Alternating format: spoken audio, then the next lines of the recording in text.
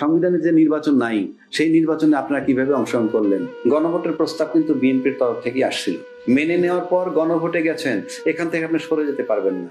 সবাই যখন সমঝোতার ভিত্তিতে যেটা মেনে নিবেন সেটা কিন্তু আপনি সরে আসার কোনো পথ নাই। আজকে হয়তো খুব কমফোর্টেবলি সবাই যাচ্ছে, কিন্তু মাথায় রাখতে একটা বিরুদ্ধ শক্তি যদি আসে, বিরোধী একটা শক্তি যদি কখনো ক্ষমতায় চলে আসে, কেউ ছাড়া পাবেন না, কেননা সংবিধানের মধ্যে কেউ নাই।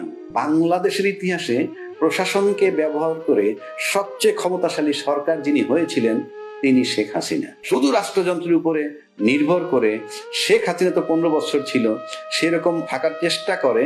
আমার কাছে মনে হয় সেটা খুব সহজ নয়। রাষ্ট্রদ্রোহী হিসেবে আপনারা চিহ্নিত হবেন। শুধুমাত্র যারা উপভোগ করবে ক্ষমতা তা না, যারা সহায়তা করবে তারাও ওইটার ভিতরে পড়বে। সুতরাং পরিস্থিতি কঠিন। আপনি আইনগতভাবে সংবিধানে হাত দিতে পারবেন না, আপনি বেআইনি ভাবে ঢুকে বসে যেতে পারেন, চালাইতে পারেন।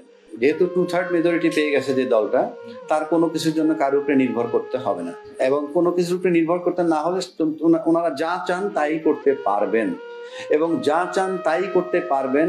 এর ভিত্তিতে যদি যা চান তাই করেন, তার পরিণতি আমরা অতীতে যেটা দেখছি ভালো কখনো হয়নি।